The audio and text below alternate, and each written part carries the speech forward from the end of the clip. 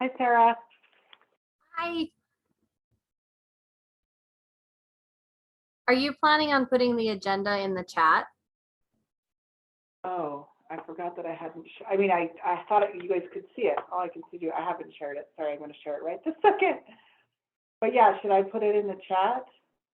Yeah, that way people can follow along if they want. Can you see it now? Yeah, we can see that. Yeah.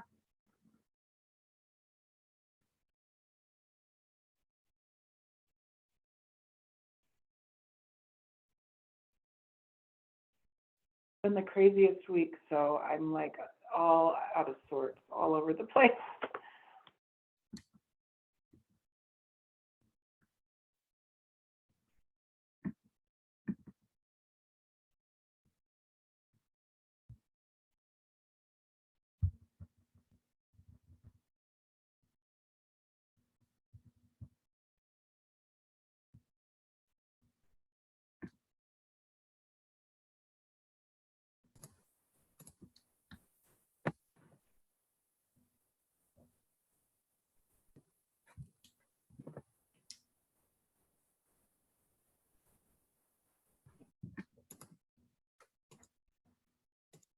It's up already.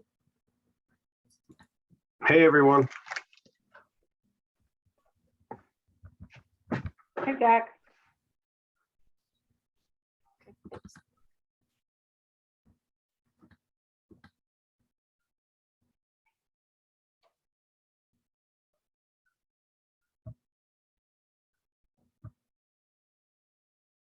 Okay, thanks.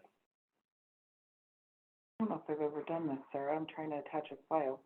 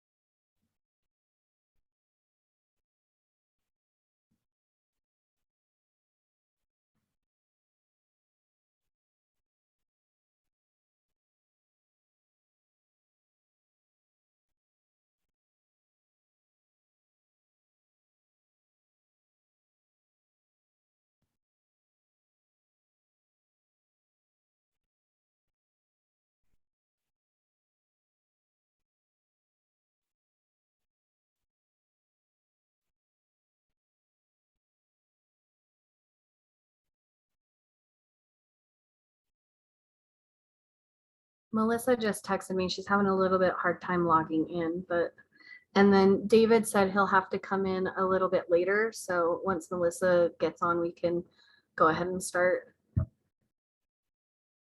Sounds good.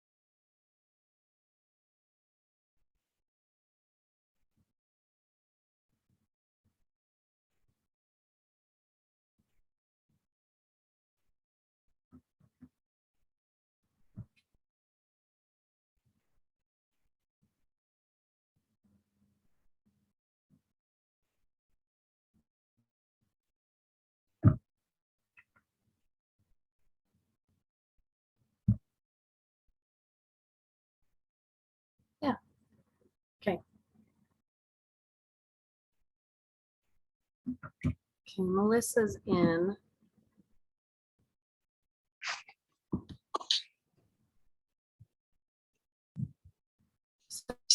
Gina, Right. if we can really just like introduce ourselves so homeowners that are on for the first time, so they know who we are and what's going on.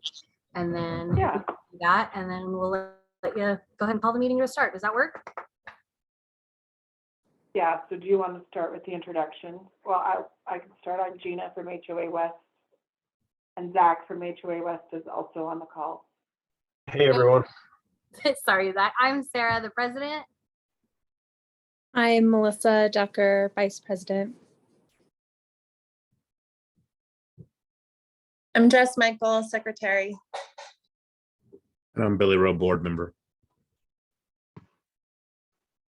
And then it looks like we have several homeowners on as well, so thank you for joining. It looks like, thanks Jess for pasting the agenda into the chat. There's also a document at the top. If you click on it, it will open on your computer. And this is also uploaded in your owner portal. So we'll call the meeting to order. It's 5:34, and it looks like we do have a majority of the board in attendance. I know David is going to join us a little bit later, so the meeting can be considered a valid meeting. Just one point of order that's not really on the agenda, but I was talking earlier about it with Jess on the minutes, because I didn't have minutes approval on here. What has been your standard, your preference on approving minutes? We usually would do those via email with other boards, but would you rather do them in a meeting? Does anybody have a preference? I'm okay with email if all the other board members are. Okay. I don't have a problem with that. Okay, yeah, just to kind of keep, so we'll continue with that practice. So tomorrow, I know the minutes from the last meeting Jess had sent out, so I'll kind of do a follow-up on that. The first item on the agenda is the review of financials. Zach, our accountant and CPA, he's going to review financials and budget for approval. Go ahead, Zach. Let me get the financials up.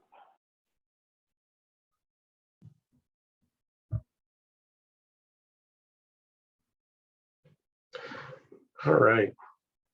So I don't know if everyone knows what a balance sheet is, but fund balance, just kind of showing where on March 31st, where the association sits with everything.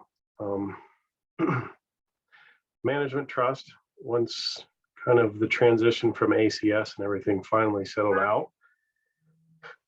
The cash management trust is the operating money. HOA savings is going to be reserves.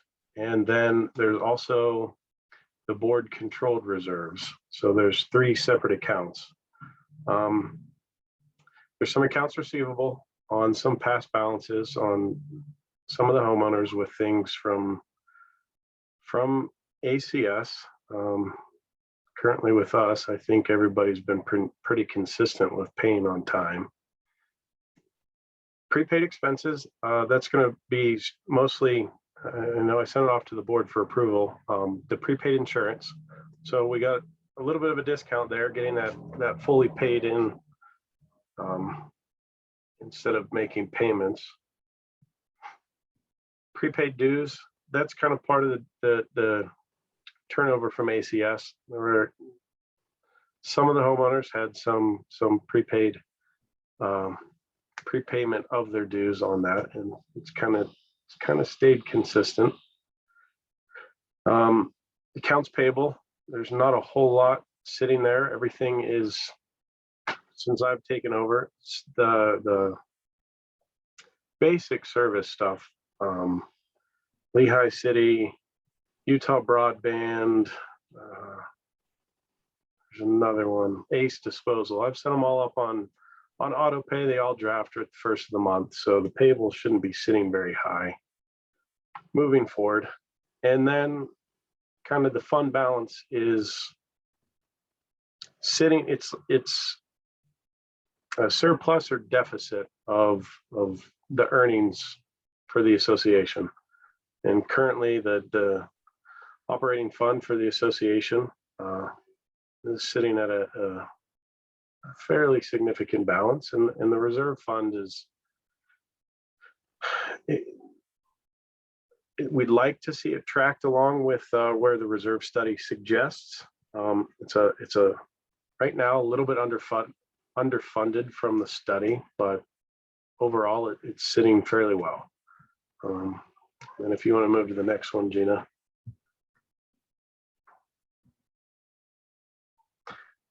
This one I like. This will become more useful as we start using some reserve funds on some of the big things that are coming up. I think the reserve study suggests next year stucco repainting and painting of all the buildings. And that's a pretty significant expense it's going to hit. If the board decides to move forward with that. And that's where those expenses will get tracked a little bit better in here, but this is a statement of revenues, expenses, and changes and fund balance. There's the operating fund, the reserve fund, and then the combination of them in the all funds. And it's split between the month ended for the quarter, March, and then the year to date.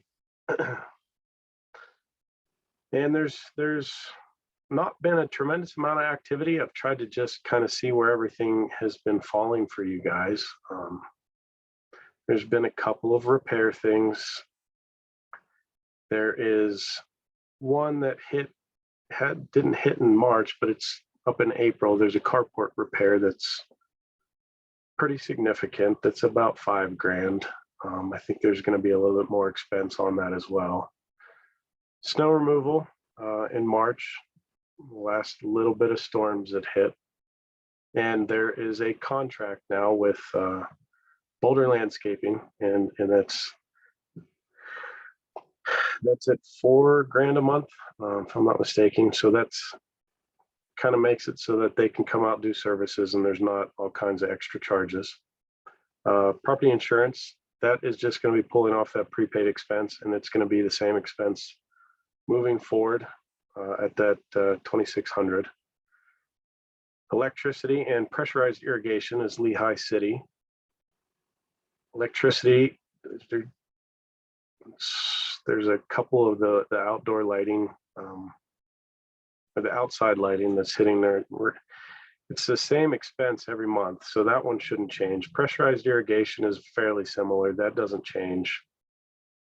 Garbage and recycling, I wish would have been a little bit more consistent, but Ace Disposal has started adding fuel charges to their invoices. So it should be right around that. I don't see it being too much more. Kind of the one that we can talk about, and obviously if the board doesn't like it, we can remove, but that maintenance labor piece, there was some parking signs for the parking spots that got installed, and there was about 2 hours that there was a little bit of trash cleanup that was done, and installing those signs on those parking spots from person in-house with us. So that's his time. It's $35 an hour, but we can go into depth about that one. Internet technology, the Utah broadband, that's contract rate. That's going to be the same amount every month.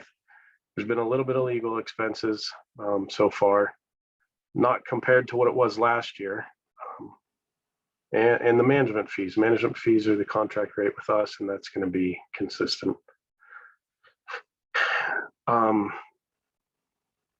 2021 maybe is something to look at. I know you guys pulled off cable TV last year.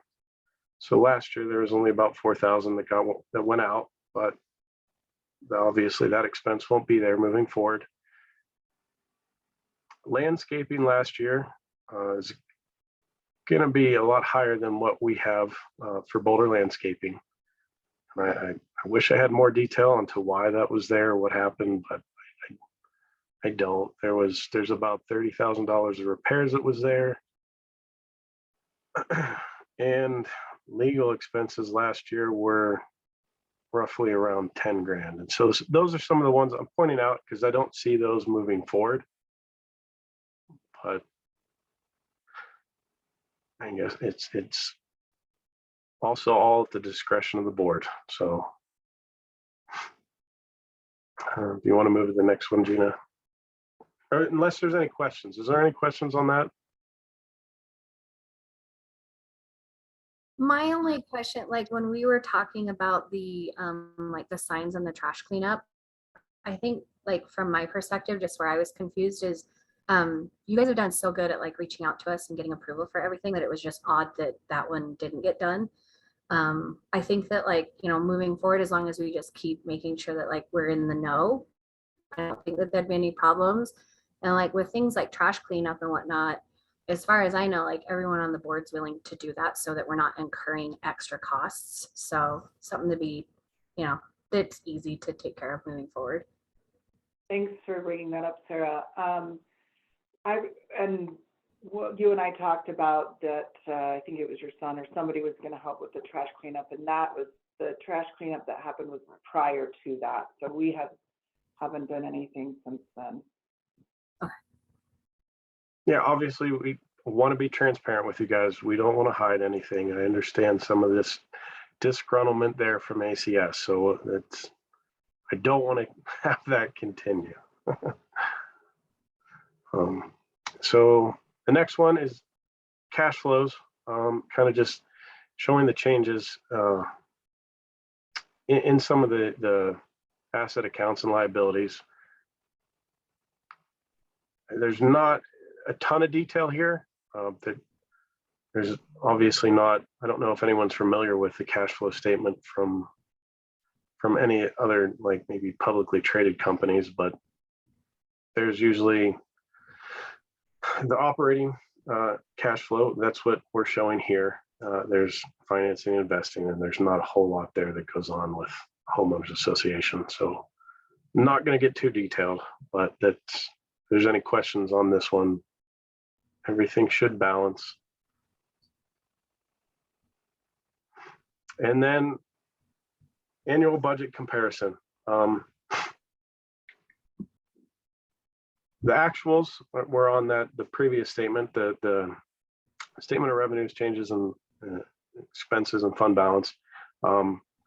This one is kind of, will lead into the next aspect is I don't know if we really ever presented you with a budget to maybe approve and move forward with, but what I have in here as a comparison is part of that budget we can review, and if you guys like and would like to adopt and move forward with. But other than reserve funding, everything's not too far off. Is there any questions anyone has? Or in our year-to-date, January to March 31st, January 1st to March 31st on the actual, what's the, just if you know off the top of your head, so I don't have to look through these numbers, I've been looking at those all day.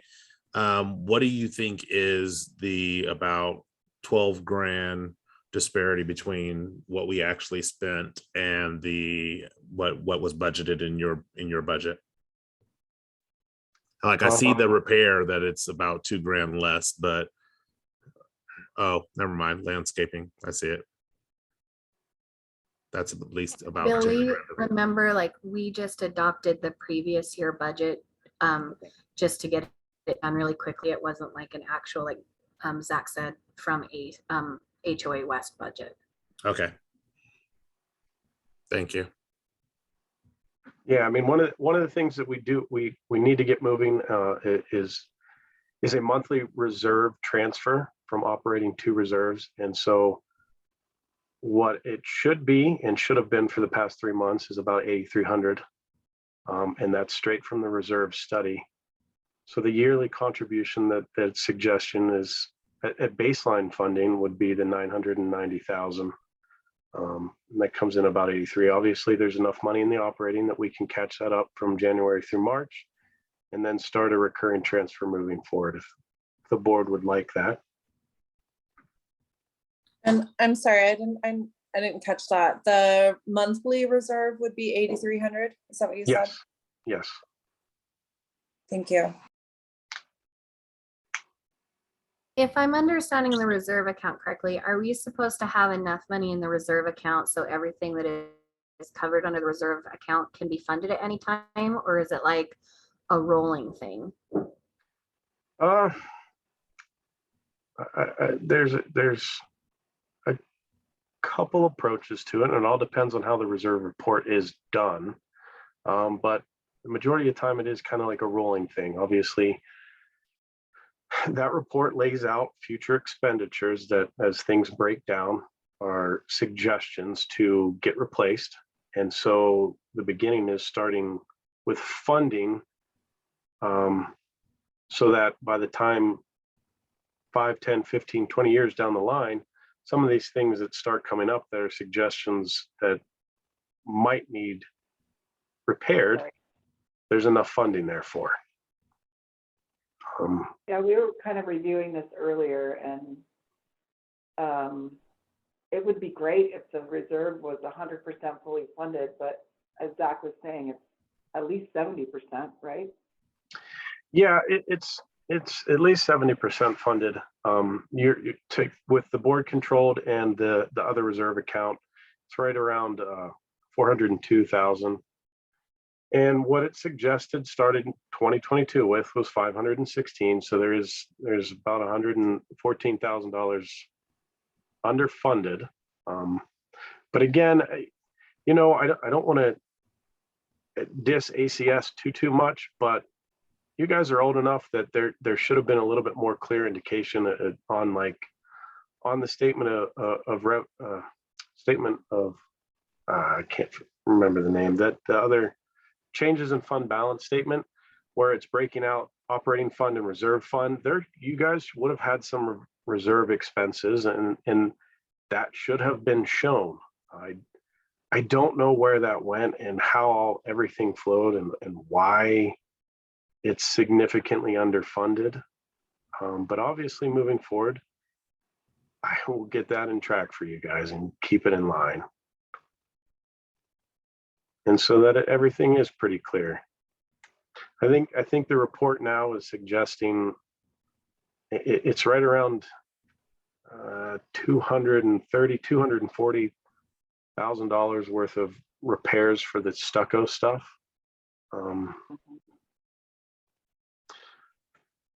I think this page right here. So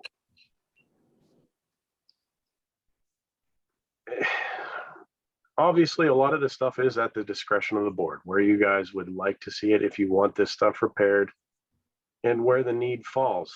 I know some of the discussions that we've had is that the handrails, and they're rusted out. In this report, it's suggesting getting those replaced in 2030.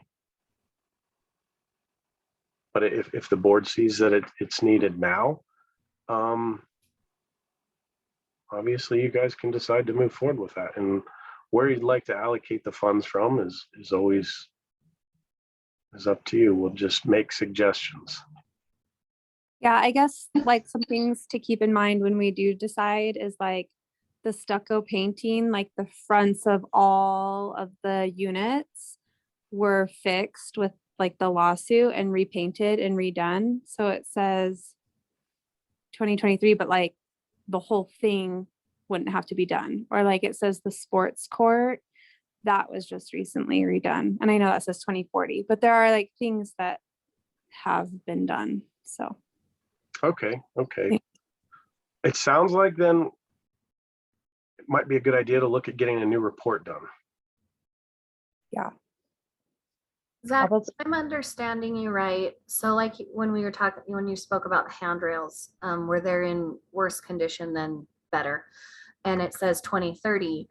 If we went ahead and approved a full replacement, repair, whatever, based on the bids we have, so if I'm understanding right, it doesn't like get rid of something else because of this schedule and we're not grossly underfunded. Am I understanding that correctly? Yes. And it will alter the the report because you're making an expense that they're suggesting later on down the line come up now. So the way that funding is and how the useful lives of things change will get affected. And one of the things that all the reserve reports suggest is getting new reports every 3 to 5 years. When was this one done? It looks like it was done October of 2020. That's pretty recent now. Yeah, it's fairly recent, and I don't know. It was done by Squire and Company. That isn't who we use. And that's not to say that they didn't do a good job on it, but I don't know what the communication was with Squire and ACS and some of the suggestions that they wanted to see. So it's fairly recent, but like Melissa said, there's a couple of things that have already been redone that maybe weren't taken into account when this report was done. Or just Well, maybe sure. like it won't be as much, like, you know, the backs of the homes weren't redone. So I don't know, just, yeah, some things. Do you know about how much reserve studies are, Zach? Gina might be a little bit better on this question. If I was guessing, it all depends, and average seems around $1,500. That's what I was gonna say, 1,500.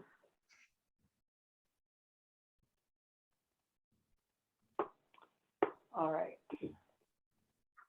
Really, really quick, Judy just said in the chat, she said, my handrail is rusted and my daughter's disabled and I have neuropathy in my feet and really need a reliable handrail.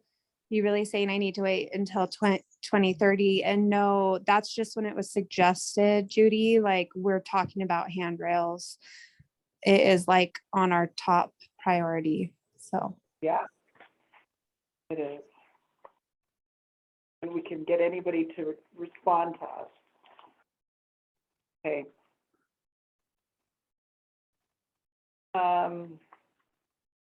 Jack, do you have anything else on this budget? I know, you were going over it? Not on the financials, but the budget that I've proposed. I mean, is there any major questions on this? Does anyone have any concerns? On the financials? No, the proposed budget. Sorry. Oh, let me get there. So Zach's written the budget for the remainder of the year without any increase, just keeping dues at the 175. What does that mean, parking income estimate? Oh, fines, So- violations. Okay, sorry. Yeah. Well, but that is just an estimate of how much income the HOA will receive though for parking, right, Zach? Yes, I think March is March the first full month of actually collecting income on that. Yeah, this is the 6 reserve spots that I don't know who was collecting the income previously, but we're tracking it now and they're fully rented. Yeah, if they stay fully rented, it's $225 a month, and that's kind of where it's an estimate, because if one doesn't get rented for a couple months, obviously that will change.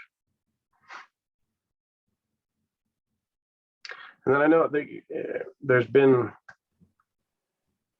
quite a few homeowners who've had late fees and interest charged to them that the board has gone ahead and waived. So I threw in a little bit there in case there's still some more to come.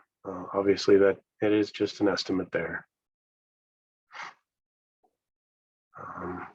Is this, is all this documentation on the website for our review? The financials have not been posted yet, but we will, and the budget will be once it's adopted, yeah. Okay. this is something I would need to like actually look at a little bit deeper before I can say, yeah, it looks great. Oh, yeah, no, I understand. Sure. And we do, and I mean, Jess, you might not know this, but we do quarterly financials, and we will typically have them done the month following the quarter. So this is right about time. Yeah, honestly, I would have liked to have gotten this to you guys a little bit earlier. So I apologize. I've been swamped with a lot of things that have been kind of placed on my plate. So normally you guys should be seeing this right around the 15th of the month end of the quarter.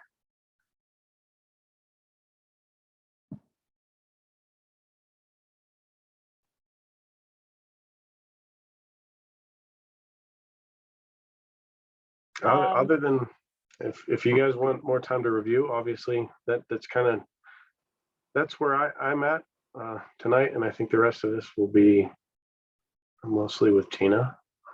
Yeah, so if the board wants to take some more time and review these, since you did just get them today, after Zach's explanation, you can take some more time, and then we can do a vote via the approval process or DocuSign or something to set the budget for the remainder of the year. Or if you're comfortable adopting it tonight, you can adopt it tonight.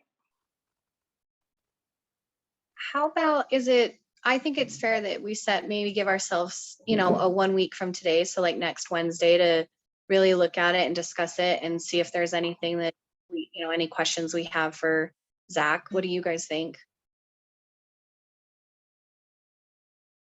I'm good with that. I think maybe that's the best for all of us to make sure we're on the same page. I'm sorry to push it out a week, but No, that's perfectly fine. And that Yeah, gives David time to look at it too, since he's our treasurer. Oh, yeah, that's a good point. Okay, so I'll just do a tracking reminder for next week. Oh, actually, I'm going to be out of town next week, but we can have somebody follow up on it. Okay. So might be the week after.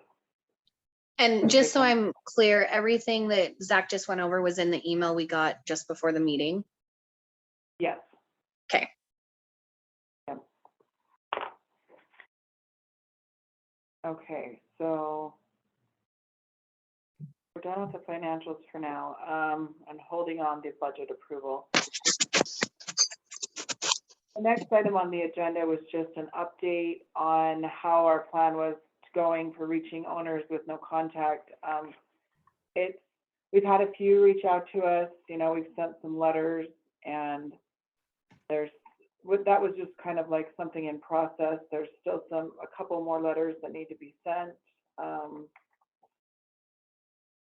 We had an owner that was frustrated about not knowing that there was the transition taking over from ACS to us, and we had sent letters to her, and she hadn't read them for quite a while. So I don't know what more we could do on that. But anyway, especially when we didn't get a complete, like Zach said, I'm not bagging on anything, but where we didn't get complete contact information turned over. So that's been kind of a challenge. But all owners, we do have updated contact information, and we'll just continue to mail letters. I think the next step would maybe be a certified letter or something, because some of these people you'll see later are the ones that are delinquent. So, any Gina, questions on that? yeah, like in addition to that, so in our current rules, it talks about copies of all the lease and rental agreements are supposed to be provided to the association. And if that was happening, I think that would alleviate a lot of the lack of contact we have with renters for just workings of the HOA, not necessarily more like rules, parking, garbage, things like that. Have you received any of those, or? No, And in fact, in a different HOA where it's very similar to the demographic where there's half rentals, we have a little part-time helper, but they've kind of, you know, we've had a lot of upset around here, but she's not really, sorry, that sounded bad. They've been out of the office, so but we had her send out an email to each one of those owners requesting property management information, and a copy of the lease agreement, and we had a great response. So that's something I'd like to do for Davencourt, and then we'd have all that listed art for us. And but I think you were, maybe Sarah is going to send me screenshots of the notes you have on what's rentals and what's not. So the list that I had was when I went door to door, getting proxies and petitions and inviting people to the meeting. Yeah. I have tried to find that. I kind of got rid of things like once, like cleared out things prior to the board versus on the board. So I'll do one more check, but. Well, if that's what another option could be, we just send out an email to all the owners saying, if your property is a rental, please let us know. We have a few that we know about, but yeah. Okay. Did you guys have any other suggestions on that? We could solicit your help in maybe putting on some, well, that wouldn't help if it's a rental, some door flyers. Yeah, never mind. I'd say, see what kind of response you get with email and go from there. Yeah, we'll start there. Okay. All right, so that's where we are on that. Next item is just some basic site updates. Parking update and enforcement. The rental parking spaces, as we mentioned earlier, they're, oh my gosh, I'm having a blank. $30 a month, I believe. 35. Anyway, it's fully rented, all 6 spaces, some shorter terms than others. And we did the new sign installation because it had the old ACS contact on the bottom of the sign, and then people reached out. So any questions on the rental spaces?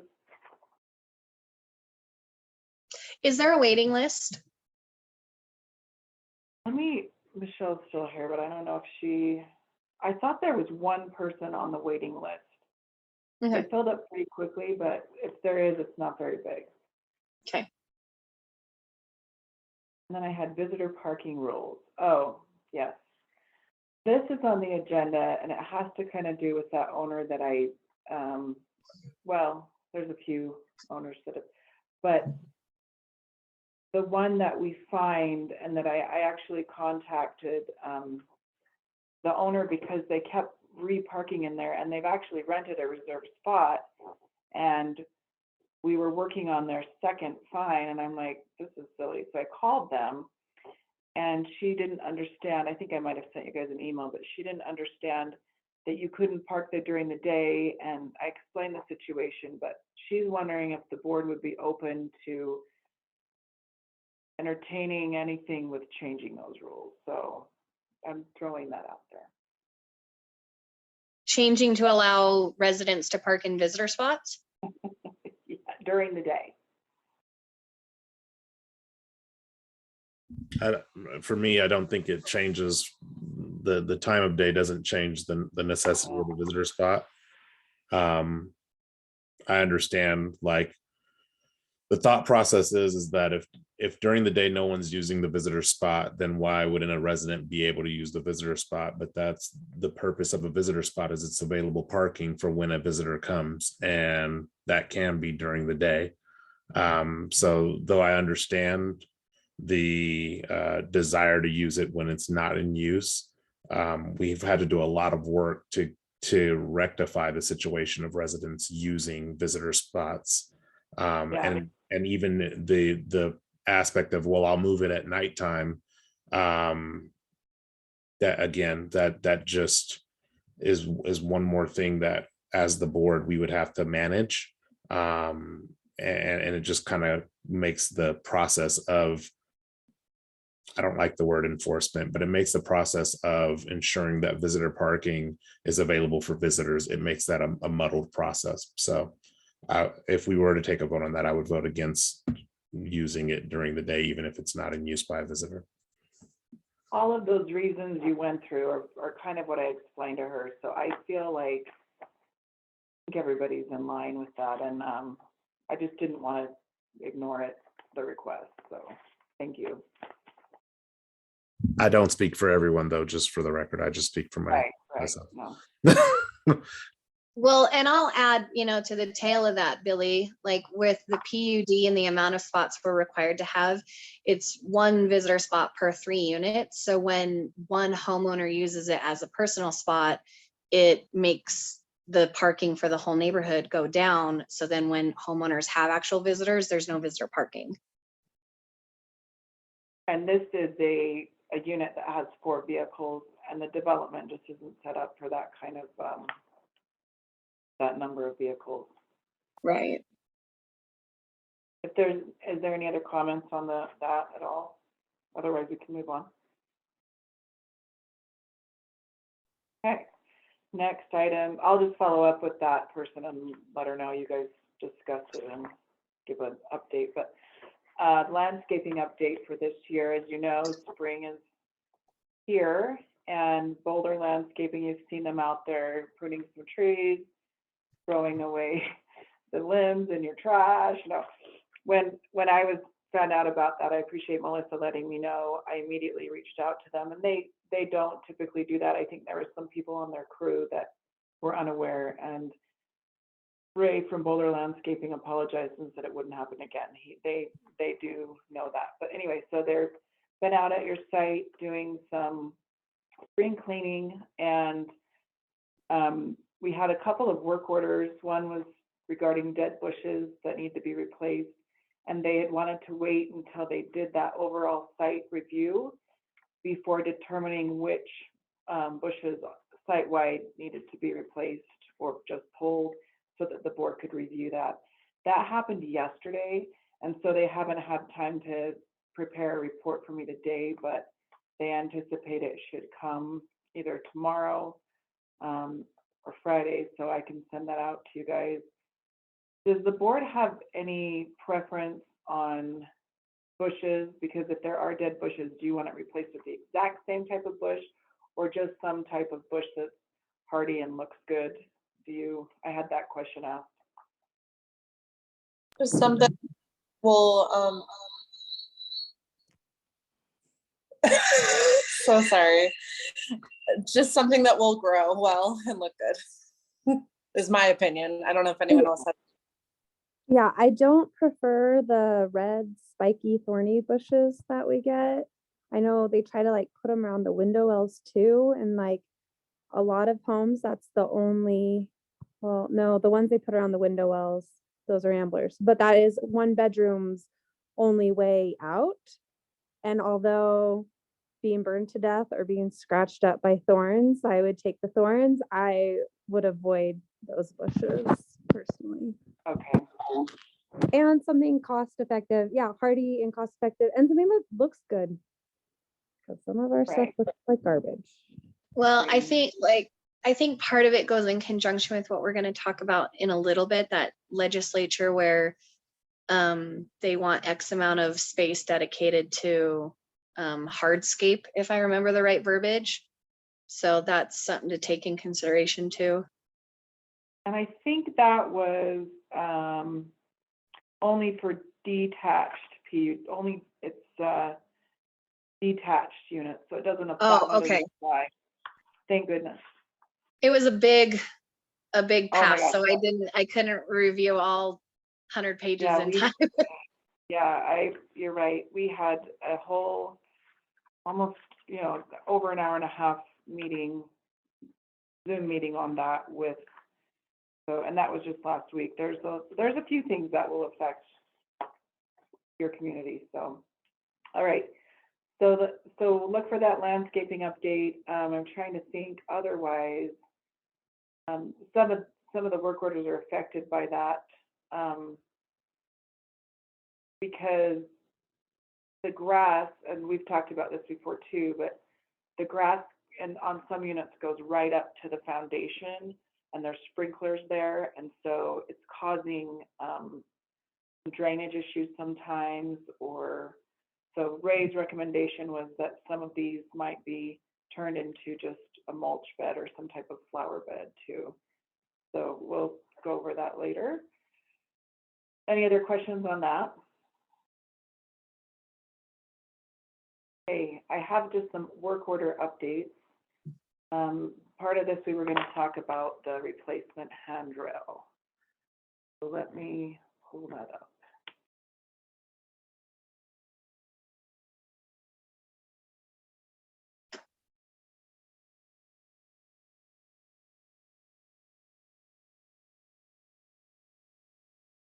I don't know if you guys can you guys see that? It's tiny.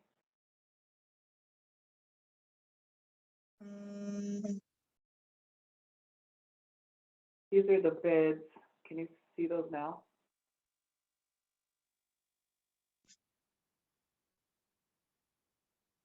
I don't know if I can make it bigger, but these were the bids that the board, Sarah, were you working on this, that the board received? Yeah, that was just a quick, sorry, I'm was reading what was in the chat. So we've got to address that in just a second. But okay. that, excuse me, I put that together instead of flipping through back and forth between the 3 different bids. So yes. Okay, great. Thank you. I just am curious, was that kind of hard to get those bids, or were people pretty responsive?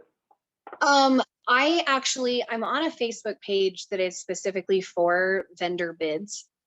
So I put out a statement saying that we're looking for railing bids, and they reached out to me. And so then I was able to just message them through Facebook Messenger and schedule them. 2 of them I scheduled and they never showed up, but the other 3 did. So, Okay. and then just to kind of lily pad back to the towing, just make sure that the chat is read. So like, as a homeowner, I completely disagree with the idea of towing during the day. There are always, in all capitals, visitor spots available during the day, always. Also, sometimes homeowners may need to use a spot for a small period of time for multiple reasons, plenty of which do not involve having a 3rd or 4th car. The aggressive and punitive nature of the towing during the day is unnecessary, and I would appreciate it if the board discussed this issue more offline. So we can definitely discuss that. May I make a response to that, Sarah? Yeah, of course. I don't think that towing would impact somebody who's using a visitor spot momentarily to run into their house. I don't even think it would impact, honestly, somebody who parked there for maybe even 30 minutes to an hour. I think where the towing does impact somebody, because the logistics of towing a car is more than just we call and a tow truck appears. We have to check our own documentation to make sure it's a car that's been documented, that has been informed of our rules. We then have to reach out to the tow truck company, and then we have to wait for the tow truck company to arrive. So for a homeowner who is concerned about their car being towed, their car would have to be there for a significant amount of time, more than just a run in the house scenario. And so if you could elaborate a little more, maybe if there's a different concern, but if that is your true concern about somebody who's running in the house for a small period of time during the day, it's really, I would think they need to be in the house a lot longer than for a small period of time before they would come out and their car would be towed.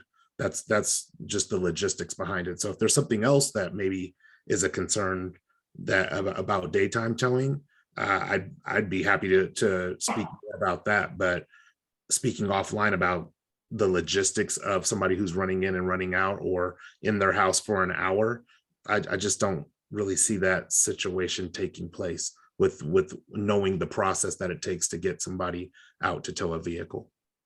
Right. And I that's just also wanna not our add- first course of action. We don't just see a car in visitor parking and tow it. This is somebody who would have been in visitor parking more than on one occasion, and has been notified of the rules, has maybe received some fines, and then, as really, in my opinion, as a last resort, we look to tow the vehicle because the other methods of correcting the behavior have not been acknowledged or have not addressed the issue. So I just, for the example that you've given, Joshua, I apologize. I just don't see that being, that might be an ideal situation in which a car is towed, and it's unfortunate, but I don't even see that happening based on the logistics behind it. So I just wanted to add, because you have your own unique parking enforcement there, and that parking enforcement is very effective. So I don't know, like if somebody was using visitor parking for 15 minutes, they might get a fine. It might get notified that we need to fine them. So it's definitely something we should, but that's like, that would be a repeated use. So maybe it is something to. I just also wanted to add that there might, I think you can't really use any absolutes, to be honest. So to say always, there may be a chance that one day there isn't. But yes, there might always be a spot in the neighborhood, but there most likely is not always a spot convenient to, especially the first two entrances. There are specific spots in the neighborhood that have lots of visitor spots, and they're lucky. And for like the second entrance by the city park that has one up the whole entire entrance, if that one's being used by a resident, then we are out to on the street, which is fine. People can park on the street or in the circle or up the other way. So I just don't see, I don't know. I don't necessarily agree with the comment, but that's my 2 cents. Jess, Okay. is there a way to add pictures? Can you add pictures to the chat? Yeah, I think so. So Jess, can you go onto the Facebook page and get the map in the parking about it's pinned to the top of the Facebook page under parking, and post the map of where the visitor spots are located for people to see? I don't think I can put a picture in the chat, but I'm only, so. I'm gonna see what I have here. While we're talking about it though, my personal opinion about towing is that it doesn't need to happen during the day unless there's a complaint. I don't know if I'm the only one that thinks that, but I mean, unless there's a complaint, I think towing should only occur in between 1 and 5 a.m. I guess as of right now, the issue is currently the rules that have been the rules since 2014 say residents don't park in visitor parking. Whether that's something like the board would be unanimous in like changing or not, that's a different discussion, but like it is the current rule that we got put on with. I don't know.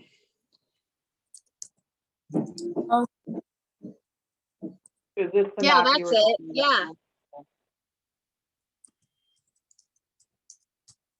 So right at the entrance, is this where you're talking about? There's not, I mean, there's Yeah. a lot of parking through here. I was talking about the other one. I didn't realize there was one at the very beginning, but yeah, so the 2 entrances have 2 between all of those buildings where there's a plethora elsewhere, but. And also just about this, I mean, the board is still trying to figure out the best approach to parking. And we actually have a scheduled internal meeting so that we can really try to all get on the same page and try to do what's best for the whole community. So maybe further conversations should be waiting until that, but I do want to say that we hear everything that the homeowners are saying. We're taking it into account and we appreciate all the feedback for sure. Great. Thanks, Jess. Okay, so did that, where's our chat? Any more chat? Okay, this is from Trevor to Josh's comment, towing can certainly happen in a short period of time. So I don't think the unspoken short period rule can practically be applied effectively. And I guess that's what I was trying to say with my comments as well. So it sounds like the board, this is something on their radar, and more information will come out in standards. Any other questions on that? Okay, so let's go back to the replacement handrails.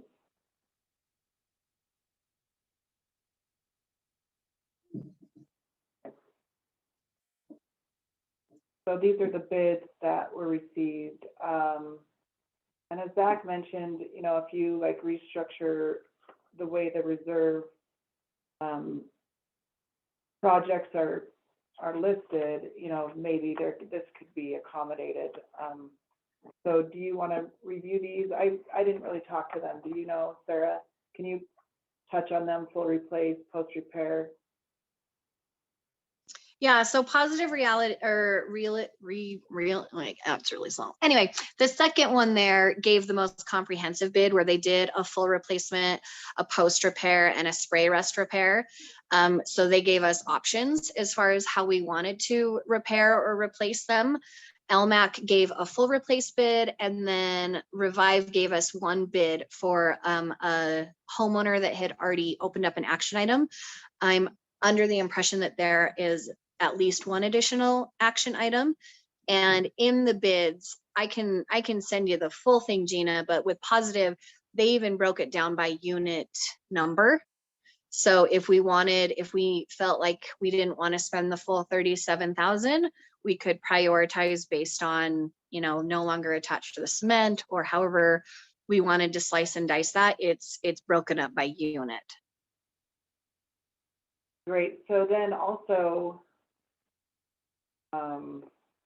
did they have a recommendation on post repair over full replace? Like, is post repair just a Band-Aid in people's opinion?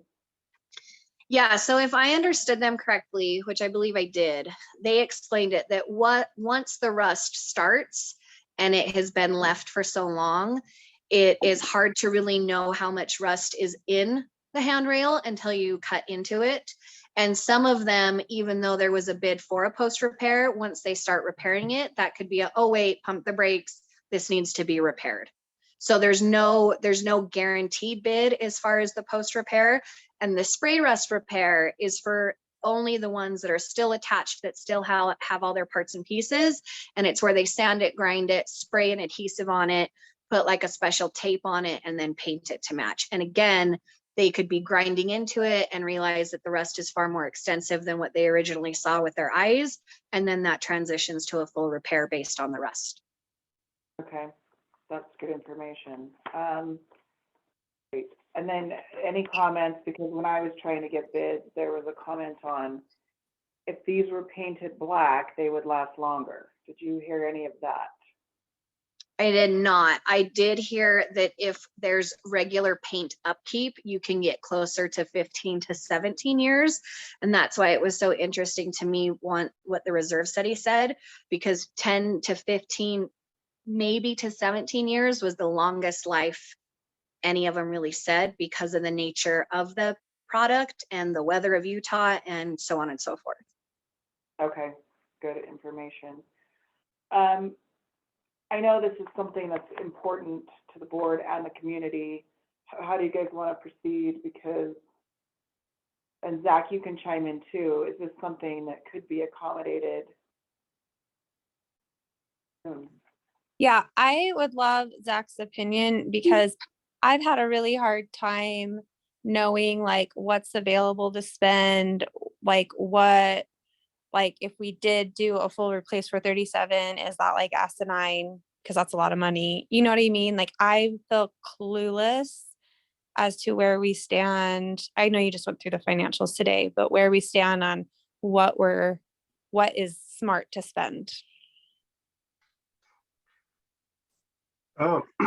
So the two options are, this either comes out of a normal operating cash flow, and where everything sits right now, you would drain the account, but that's not to say it wouldn't pick back up, because on an operations side, there's about 23 in dues that come in, and roughly about $8,000 to $10,000 of normal operating expenses. And that's taking into consideration no added special projects, no other repairs, it's just the basic operations. So obviously money will pick back up. The other side of it is if you want to push this as a reserve repair. The money is there in the reserve study, and what's been contributed will ultimately have to change a little bit. So altering it would require getting a new reserve study. But if it is a big need, and all the handrails are damaged and need replaced, then obviously pushing towards the reserve funds to cover this is more ideal, and the money is there to do that. With the money being there to do that, does, like you were talking about the stucco being painted, if we approved something like this, does that forego the stucco painting or just push it out? It would push it out, but you might also have the option of doing that next year if that's something you guys wanted to move forward with as well, because as you pull money, you're also putting money back into it based off the report. So you're changing and altering the life expectancy of one thing, and kind of keeping in line with another. So the report will be off, but it will ultimately fix itself later on down the road. Okay.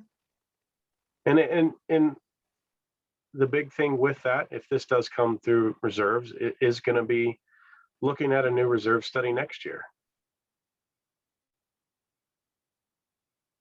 In any situation, does it ever come out of both accounts, like some out of operating and some out of reserves, or you just do one or the other? No, it could come out of both. That if the board would like to say, you know what, we're going to have, let's cover 10 or 20,000 of it out of normal operations, and the other side of it would be reserve.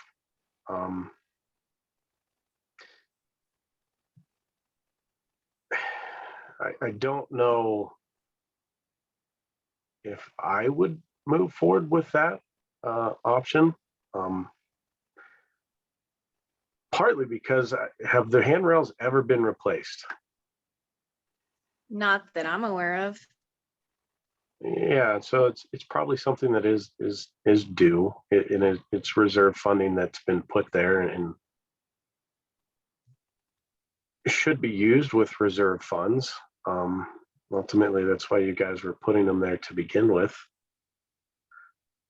So my suggestion would move forward with this as a reserve expense, but again, it can be a portion of it operating and a portion of it reserve.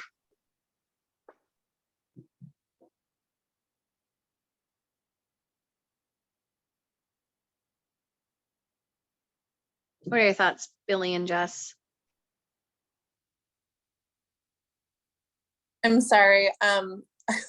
There was a situation and I missed the question. Do you mind repeating what you just said? She was just asking our thoughts about whether to use the reserve funds or the operation or operating funds to cover the cost, or a hybrid of both.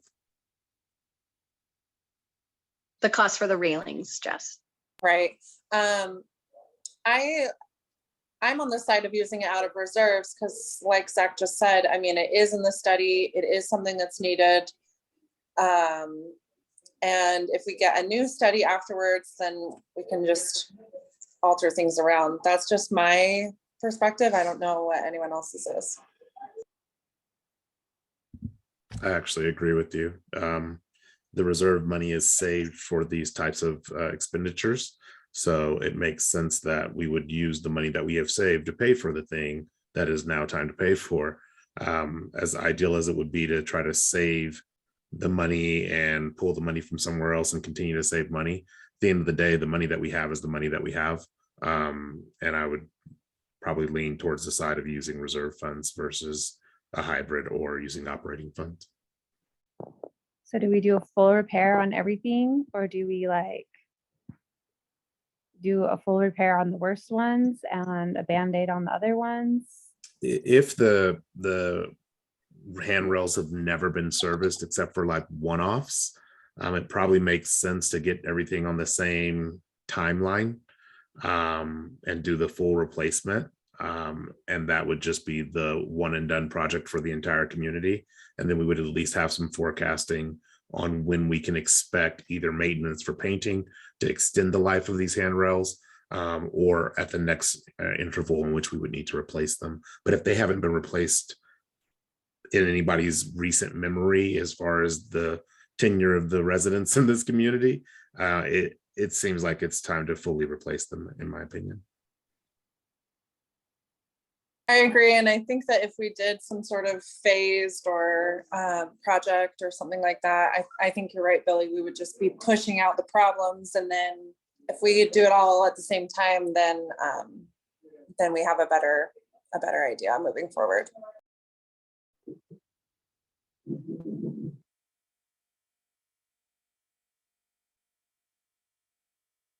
Okay, I'm gonna do it.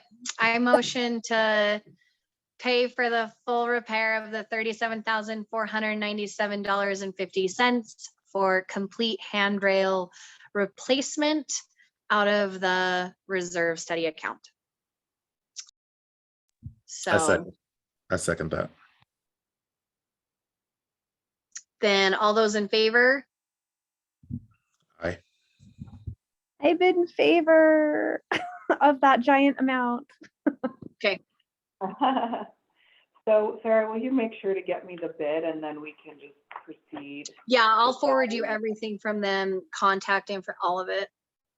Okay, perfect. Speaking of bids and approval, this is my introduction. I just wanted to let the board know. I don't know if you saw the updated calendar scheduling for the carport replacement. I was finally able to hear back from the custom carports, and he said it's scheduled for sure on the 5th of May.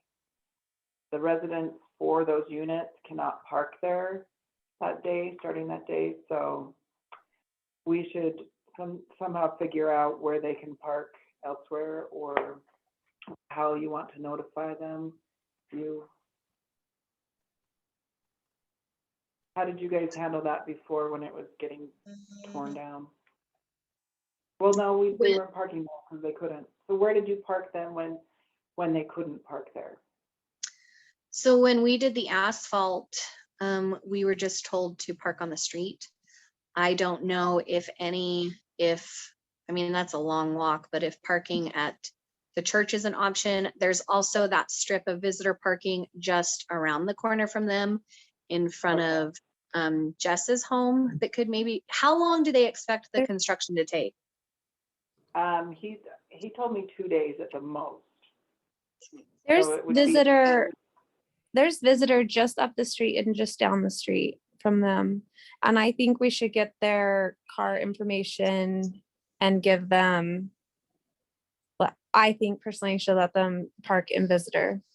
Yeah. During that time frame. Yeah, Okay, Gina, I would just will- draft an email to those homeowners and just maybe ask for a response so we can confirm that they're aware of it, so they're not parked there during those days.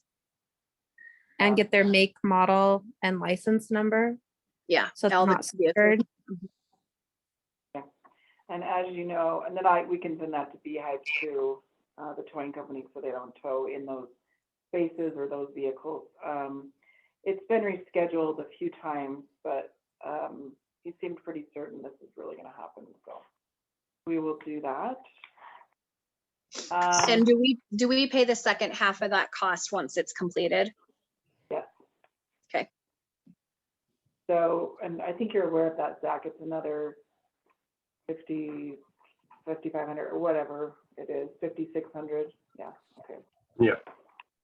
We've got the invoice. All right, thanks for that little interjection. The next work order is, we had a work order request for an owner to install an electric vehicle charging station for a Tesla. Initially, because of some liability concerns and running power, the board denied that request. But then there's some new legislation that was just passed, takes effect next month, that mandates allowing electric vehicle charging stations when they're requested. The costs have to be covered by the person requesting it. So, and this owner is aware of that. So the next step in my mind is just have her submit a plan that the board can review. She will tie into power from her unit, so she'll be paying for the power. And she's going to put it not in the covered space. I guess she has another space that's hers that's not covered, where she was recommending.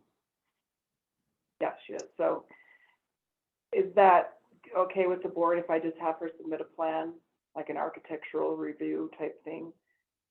Yeah, I would have her submit a plan, but moving forward with requests like this, I think that we need to come up with a contract regarding it so that it is for sure understood by the homeowner, any and all damages, any and all long-term effects, you know, that in that legislature, they have to disclose it to the next homeowner if they're going to sell their home.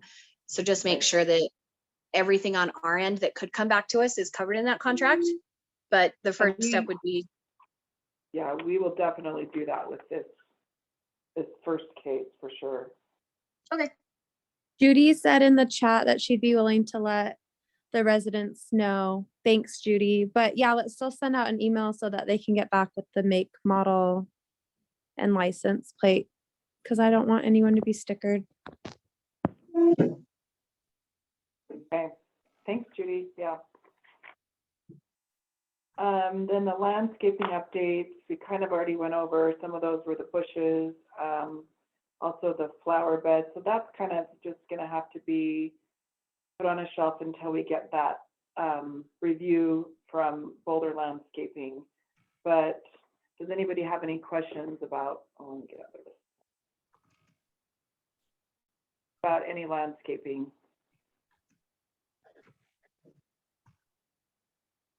What these work orders.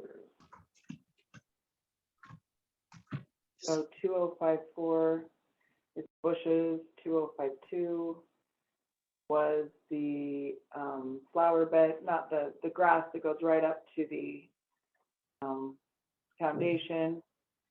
And then, oh, we did Boulder Landscaping. I sent you guys an updated work order list. Boulder Landscaping did fix the fence for Levi Darrington, so it opens. That was done actually yesterday, so that needs to be marked to completed, but I hadn't done that yet when I sent you the new update. So that's no longer on there. There's only those two. So we'll come back on the landscaping updates. Then this is the next one is the flashing gutter replacement, and that's Tess Nelson, 3038. So we've had a challenging time trying to get another bid. The board has seen the one bid that came from Stucco Tech for, I believe it was right around 11,000, 12,000. And so we're still trying to obtain another bid. Tess submitted a second work order today related to that because, and I know it's been frustrating. She just expressed frustration that it's been 3 years with no resolution. So I did assure her that we are working on it. And we've got some requests just today to some new contractors to get some second and third bids. So she's aware of that. That's just kind of an update there. Any questions on that? You haven't heard back from any other bids? Like any other companies to offer a bid? No, we reached out to 2, and then and they didn't respond, or they said they'd get back to us. And that's the same thing with, and a lot of it is if that was, I mean, that was the only thing that, you know, we were focused on, but then something else, you know, comes up, and as you can see, there's lots of work orders, so.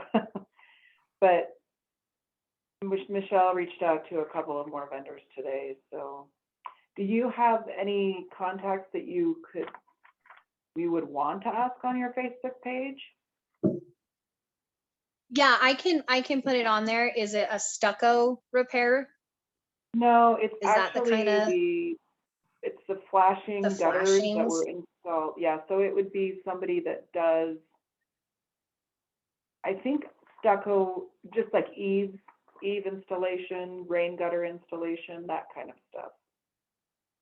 Okay, I can put that on there tonight and see what kind of response we get. But Okay. I really empathize with Tess because, you know, she worked with the previous board for 2 years. She made us aware of this in, I think, December amongst the transition of everything. And at some point, us not being able to get a second bid, I don't feel like is an adequate reason to not move forward with it, especially where it's considering water and possible damage to her home. Right. And I Yeah. actually am a little you know, I'm nervous as to what they're going to find because it has been so long of improperly installed flashings. So this could be a much bigger expense depending on what they find. So All right. Yeah, let me know what you get from that, and we'll also follow up with what we get responses on our bid request. There was one of the carports, there's a work order where some of the front trim blew down in the last big windstorm. We reached out to 2 different vendors, and they keep promising that they will show up. And just today I followed up again. This is the difficulty. I don't know why it is. And maybe I need to join that Facebook page, Sarah. Anyway. I thought that you were going to ask Custom Carports if they could do it when they were installing the carport. That's a good idea. I don't know. That's a good idea. Well, I'll reach out to them about that, because that would be, yeah, just next week. That wouldn't be that big of an issue. So Okay. you did email about that, but I had already had this person that was going to come take a look at it, but then he hasn't. So since they're coming, we'll just see if they can reinstall that.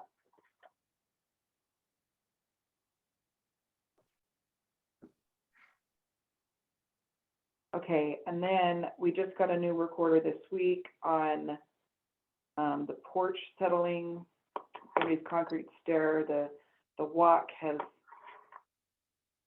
gone down, and I'll pull up the picture.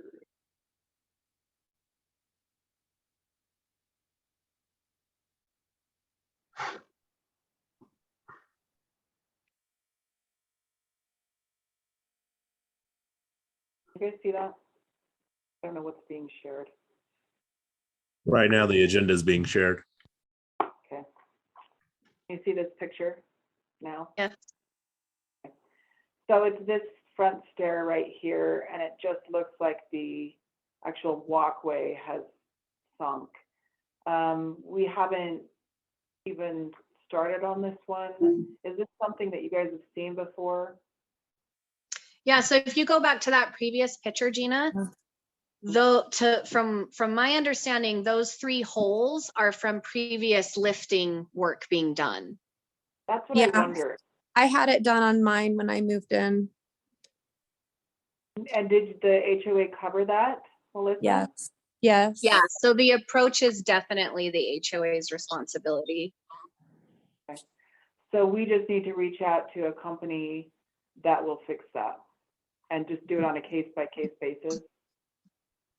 Yeah. Because it's code to have it. Yeah, not Do you I don't- remember at all, Melissa, about what the cost was? I have no clue because I didn't have to pay for it. Well, I know there's a lot of concrete companies that will come raise it, so I don't think we should be able to get something on that. But the board talked about there was a stair issue in somebody's backyard and had determined that backyard porches and that kind of stuff is on the owner. So this is something that would be covered, but not in your backyard, correct? Yes, that's my understanding. Okay, so we will just get a few bids and then send them out to the board for approval. And that's all I had there. Any other questions? Sarah, just real quick, were you guys still wanting to leave your work order in place for the shed or no? No, that was, Brady cancel submitted it? it in February, so we'll cross that bridge again when we're ready again. Does that sound Okay, good? yeah, so I'm just gonna cancel it then. Okay, thank you. Oh, see, I'm jumping all over the place. but the Trevor next item- asked, oh, sorry. Trevor go ahead. asked if when we get that company to come out and like lift it, if we could give that information to the homeowners because he has stuff in the backyard that he needs to fix. So if we find one that we like, if we could just share the info, that'd be great. Yeah, that's easy. Okay. So the next item on the agenda, just some maintenance items from the board. I already did go over the carport installation. I thought I had put that on there. So we'll work with the owners and figure out parking and all that stuff. I just had Hunt Electric on there because it was on our last joint agenda. And I felt like there was something that one of the board members was gonna do on that. Was it Susan at the time? Was gonna reach out and find out if that project was finished? Do you guys remember? Yeah, so the solar light additions were something that was approved by the previous board that Susan was a part of. And to my understanding, she said they were going to paint the poles so they matched the other ones. If that was a service that was paid for as part of the work, then it should be done. But I haven't seen that, so I don't know. You'd have to reach out to Hunt Electric to see if that was originally part of the contract. I also was under the impression we were told that there were going to be more than just that one light. There was going to be like one across from every garbage. I don't know. And some ground solar lights in the front entrance. So I just don't know what we paid for and what we got. I don't know if it matches. It just sounds like we need to get a copy of the contract from Hunt Electric, so I'll start there.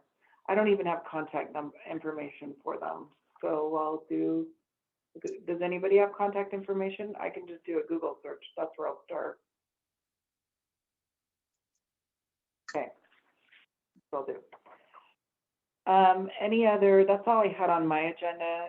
Does the board have anything else that you want to discuss before we open it up to any, briefly to owner questions or concerns?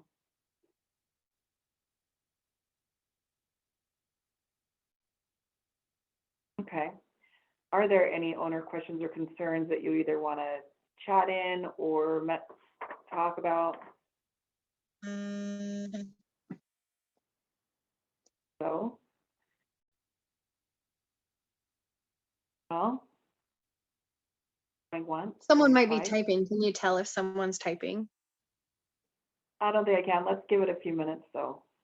Okay. Can you tell if I'm typing? I don't No. think you can. Mm-mm.